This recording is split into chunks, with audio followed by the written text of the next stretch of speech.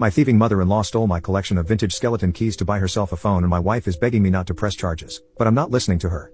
My mother-in-law is insanely entitled, and my wife's enabling of her has made our marriage very hard at times. My mother-in-law has come to us for money a lot because she keeps spending herself into a hole since she's a hoarder. Her house is full of garbage and is rodent infested too. She has one semi-clean room in the whole building, and it's the master bedroom. She's mocked it up like a little studio apartment with a futon to sleep on and use as a couch, an entertainment center with TV and streaming, and a makeshift kitchen consisting of the adjoining bathroom, a mini fridge and a microwave. Recently she came to us wanting me specifically to buy her a new smartphone as an unprompted gift, and she threw a massive fit when I refused, literally dropping to her knees and crying.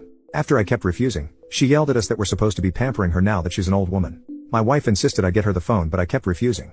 Now, I have quite a collection of vintage skeleton keys. Like ones to particular hotels, the large ornate sergeants, brass railroad keys, reading hardware, etc. My collection as a whole should easily be worth $3,000 to $4,000. Some of those keys are super rare. I kept them in a locked display cabinet. But a few days ago I came home to find my entire collection gone. The cabinet had been forced open. I checked the CCTV for the living room, and saw my mother-in-law force open the cabinet with a small crowbar. She then put all the keys in a couple of boxes she brought with her and left with them. I called my mother-in-law right away and demanded she return my collection. She nonchalantly told me she sold the entire collection at pawn already, and used the money for her new phone. Then said it was my fault, and she had to do it because I wouldn't give her the money. My wife was seemingly on my side, until I said I was going to call the police. She begged me to just drop it, and even suggested I just start a new collection. I refused to let it go, because a lot of those keys are not only expensive, they're irreplaceable. I spent 10 years building that collection, but my wife kept blowing up at me and telling me to just let it go. I refused to listen, and the police came to take my statement the next day. I had video footage, and the documentation of my collection ready. And then there were some texts I went out of my way to get from my mother-in-law to bait her into a confession. I wanted as much evidence as possible so she couldn't lie to the police. When I texted her demanding she get my collection back, she actually LOL'd and told me not a chance, and even boasted that she thought I was a pathetic son-in-law, and my key collection was tacky anyway. I told her to at least tell me what pawn shop she sold the keys to so I could go buy them back, and how much they paid her for them. And the dimwit admitted it all right away with glee and text. I had everything I needed for the police before they even showed up. The cops took the whole matter more seriously than I thought. I was worried they'd call it a civil matter since the thief was my mother-in-law, and she had a key to the house. But they arrested my mother-in-law before long. And the police went to the pawn shop before it closed to retrieve my collection. I got it all back from the police after a couple of days. And for the moment I've put the collection in a safe, secure place that no one can get to. The pawn shop pretty much gave up the entire key collection to the police right away like it was a bag of hot potatoes. From her texts before, I found out my mother-in-law sold the whole collection to the pawn for a whopping total of $300. For a collection of hundreds of antique keys valued at $3,000 to $4,000 as a total, that low number felt like a punch in the gut to me. Now, the cost of repayment to the shop was supposed to be on the mother-in-law. But my wife paid them back out of our joint account instead. From what the shop owner said, mother-in-law told them the key collection belonged to her deceased husband. And just to be clear, she's not a widow. Her husband divorced her and left the state around 15 years ago.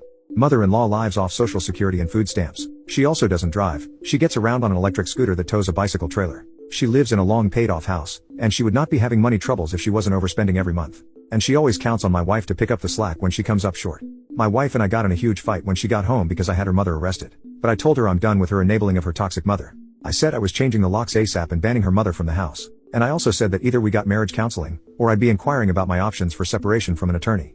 I thought my wife would beg me not to do that. But instead she just called me horrible, packed a suitcase and walked out to go to a motel. I just sat on the couch and let her go. She repeatedly looked like she was waiting for me to ask her to stay. But I didn't. In the morning she texted me she'd be bailing her mother out, and wanted me to transfer her the money to pay for it since I was the one who got her mother arrested. When I said no, all I got back was a sarcastic wow, and that was it. Not too long later I had a gut feeling and checked the balance on the shared bank account. And my wife had taken out a lot of money. I wasn't sure if all that was needed for bail, so I called the pawn shop later. The owner confirmed my wife had come in and paid him back the $300 that he'd paid her mother for the keys. He was also quite angry and said he didn't want any of us in his shop ever again. I tried to call and text my wife for hours, but she didn't answer. That evening I managed to find her. I knew which motel she'd likely go to, and I was right. It was both cheap and not far away. I found her car, and then figured out which room she was in. She looked positively shocked to see me when she opened the door. I confronted her about the money she'd used from our shared account.